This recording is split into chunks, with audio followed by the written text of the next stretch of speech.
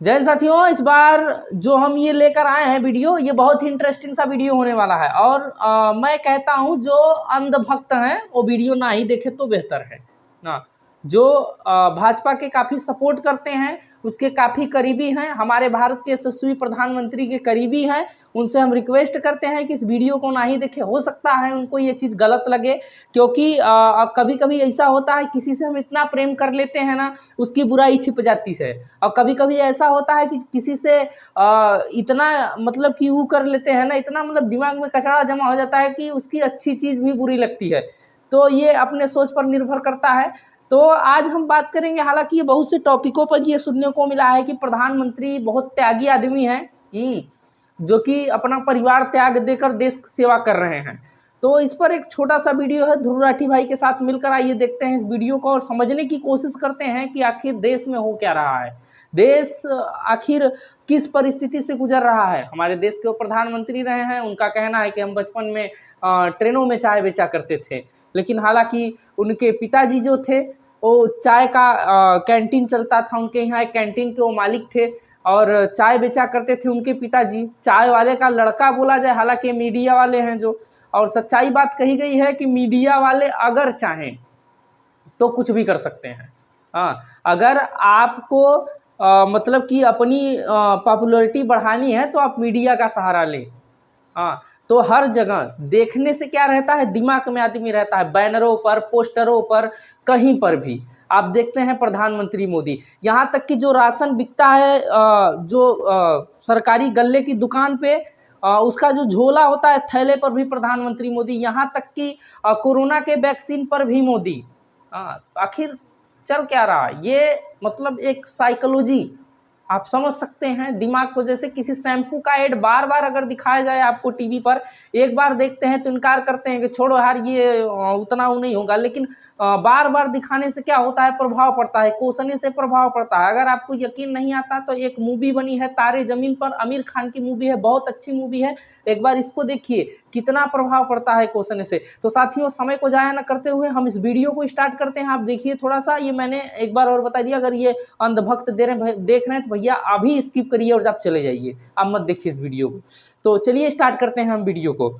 इस पर्सनल बात को बीच में लाते हैं इसे अचीवमेंट के तौर पर दिखाने के लिए। देश के लिए पत्नी को छोड़ दिया, कुछ सेंस है इस बात का? पूर्व प्रधानमंत्री लाल बहादुर शास्त्री जी ने तो अपनी पत्नी को नहीं छोड़ा, तो क्या वो देश के लिए काम नहीं कर पाए? महात्मा ज्योतिबा फूले की पत्नी सावित्रीबाई फूले के बारे में तो सब जानते हैं, क्या उन्होंने देश के लिए महान काम नहीं किया? आपने अगर रामलीला देखी है तो उसमें भी देखा होगा कि कैसे सीता जी ने भी भगवान राम का साथ दिया वनवास में, और राम ने उन्हें बचाने के लिए क्या क्या नहीं किया। तो व्हाट्सएप यूनिवर्सिटी की एक ऐसी घटिया नारी विरोधी मानसिकता है जहां आप औरत को एक अड़चन की तरह देखते हो, जहां आप पत्नी को छोड़ देने को एक अचीवमेंट की तरह दिखाते हो। और केवल पत्नी ही नहीं बल्कि नरेंद्र मोदी के परिवार को लेकर भी व्हाट्सएप माफिया यही बात फैलाता है। अरे औरों की तो छोड़ो, नरेंद्र मोदी खुद इस बात को बार बार दोहराते रहते हैं, कहते हैं कि उन्होंने अपने परिवार को देश के लिए छोड़ दिया। मेरे देशवासियों, मैंने घर, परिवार, सब कुछ देश के लिए छोड़ा है। पंजाब केसरी अखबार ने तो उनकी चरण वंदना करते हुए उनकी तुलना भगवान बुद्ध और महावीर जैन से कर डाली। लेकिन इन लोगों से मैं पूछना चाहता हूं, कभी भगवान बुद्ध ने अपना घर छोड़कर ऐसे बयान दिए क्या? सम्माननीय आदरणीय दीदी, आदरणीय दीदी, ओ दीदी। किसी औरत को कांग्रेस का विधवा कहा, 50 करोड़ की गर्लफ्रेंड कहकर अपमानित किया, समाज में नफरत का जहर बोया। सत्ता पाने के लिए भगवान बुद्ध ने ये सब नहीं किया था, वो तो खुद एक राजकुमार थे। वो तो सत्ता को, महल को और सिंहासन को छोड़कर जंगल में गए थे, और उनके पीछे उनके माँ बाप, उनकी पत्नी यशोधरा और उनके बेटे राहुल तो राजमहल में सुविधाओं के साथ जी रहे थे। और जब बुद्ध की ज्ञान प्राप्ति हुई तो जानते हैं उन्होंने सबसे पहले क्या कहा था? oshonews.com पर ओशो के एक लेक्चर का ट्रांसक्रिप्ट दिया हुआ है। जब बुद्ध को ज्ञान प्राप्ति हुई तो पहली बात उन्होंने अपने शिष्यों से ये कही, मैं यशोधरा के पास जाना चाहता हूं, उससे बात करना चाहता हूं। यह सुनकर आनंद व्याकुल हो गए, बोले कि यह ठीक नहीं है, लोग क्या कहेंगे? बुद्ध ने कहा, मुझे उसका धन्यवाद करना है उसकी मदद के लिए, और जो मेरे साथ हुआ, जो मुझे मिला, इसका कुछ हिस्सा मुझे उसे देना है, ये उसका कर्ज है मुझ पर। और वो गए। यशोधरा ने उन्हें देखा, 12 साल का गुस्सा उनके अंदर था। वो बोली, मुझसे कहकर तो जाते, क्या मैं तुम्हें रोकती? इतना भी विश्वास नहीं था मुझ पर। बुद्ध ने माफी मांगी, ये कहा कि मैं नासमझ था, अब समझ आई तो वापस आया हूं। सुनो, कुछ अद्भुत हो गया है। मेरा पहला दायित्व तुम्हारे प्रति है, इसलिए वह अनुभव तुम्हारे साथ साझा करूंगा। यशोधरा की आंखों से आंसू झरने लगे। अब प्रधानमंत्री मोदी का इंस्टाग्राम अकाउंट देखिए जरा। प्रियंका चोपड़ा और निक जोनस की वेडिंग रिसेप्शन में गए, उन्हें बधाई दे रहे हैं। इस वीडियो को देखिए, विराट कोहली और अनुष्का शर्मा के वेडिंग रिसेप्शन पे जाकर उन्हें गुलाब दे रहे हैं। मलयालम एक्टर सुरेश गोपी की बेटी की शादी में गए। टाइम्स नाउ की एंकर नविका कुमार के बेटे की शादी में गए। मुकेश अंबानी ने हॉस्पिटल खोला तो वहां बधाई देने पहुंच गए। इस न्यूज आर्टिकल को भी देखिए। नरेंद्र मोदी ने गौतम अडानी के बेटे करण की ग्रैंड एंगेजमेंट सेरेमनी को भी अटेंड किया। तो बॉलीवुड सेलिब्रिटीज और अमीर सेठों की शादियों में जाने के लिए बहुत समय है इनके पास। हालांकि इसमें कुछ गलत नहीं है, इनकी मर्जी अगर ये जाना चाहें तो।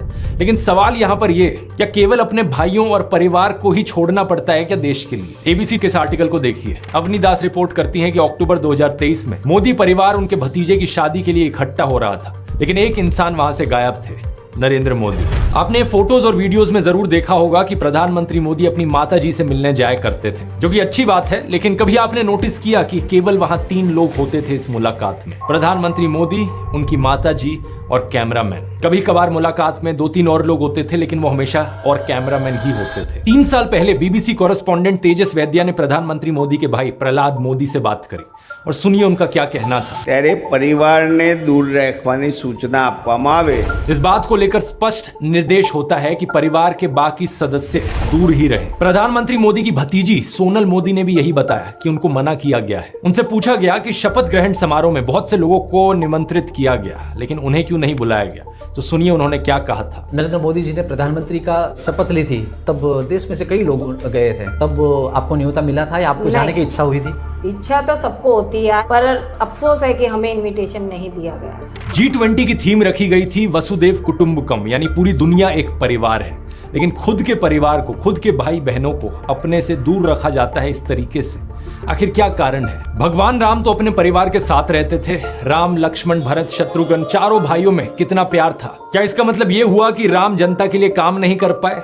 उन्होंने तो राम राज्य स्थापित किया था, जहां कोई गरीब, बेरोजगार, दुखी नहीं था। मैं फिर से कहूंगा, ये प्रधानमंत्री मोदी का अपना पर्सनल मैटर है। अगर वो बॉलीवुड, अडानी, अंबानी जैसे दोस्तों के साथ ताल्लुक रखना चाहते हैं और अपने परिवार के साथ नहीं, उनकी मर्जी। मुझे प्रॉब्लम इस बात से नहीं है। प्रॉब्लम इस बात से है कि इसे अचीवमेंट की तरह क्यों दिखाया जाता है कि मैंने अपना परिवार छोड़ दिया, देखो मैं कितना महान हूं। ये कोई अचीवमेंट होती है क्या? इसका साइड इफेक्ट ये हुआ है कि बहुत से हिंदू युवा ब्रेन वॉश हो गए हैं। होना ये चाहिए कि वो अच्छे से पढ़ लिख कर कुछ बने, काम धंधा करे, कुछ कमाए और अपने माँ बाप की सेवा करे। लेकिन नहीं, कुछ यूथ की क्या हालत हो गई है कि वो हाथों में तलवार लेकर मस्जिदों के सामने घूम रहे हैं। उन्हें भी अपने परिवार से, अपने माँ बाप से कोई मतलब नहीं। सेलिंग पॉइंट नंबर 1 था, मैं गरीब परिवार से हूं। सेलिंग पॉइंट नंबर 2 था कि मैंने अपने परिवार को छोड़ दिया देश के लिए।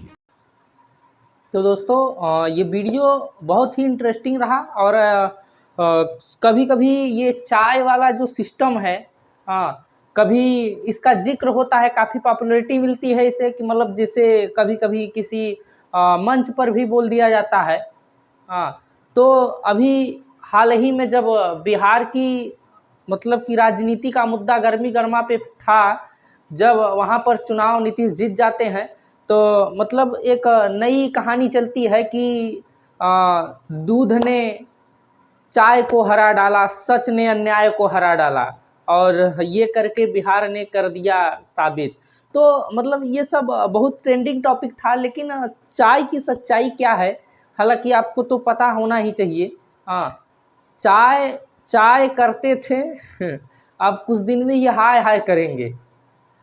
तो हालांकि ये देश के प्रधानमंत्री रहे हैं और हैं, और इसके पहले भी थे। आगे का तो पता नहीं, क्योंकि कल किसने देखा है, वक्त और हालात बदलती है तो शासन सत्ता भी बदल जाता है, और समय के साथ आंख मिलानी पड़ती है। और समय के साथ अगर जो आंख नहीं मिला पाते हैं तो उनका यही अंजाम होता है। जिन अंग्रेजों के हुकूमत में कभी सूरज नहीं डूबता था, वो लोग वक्त को नहीं पहचान पाए, वक्त से आंख नहीं मिला पाए। आज वही दिन है कि उनके राजाओं महाराजाओं के कपड़े हमारे यहाँ के बैंड बाजे वाले पहनते हैं। तो साथियों, मुलाकात होगी किसी और प्रधानमंत्री के नए पाठ में, नए काले चिट्ठे में। तब तक के लिए खुश रहें, स्वस्थ रहें, अपने अपने परिवार का ख्याल रखें। जय हिंद दोस्तों।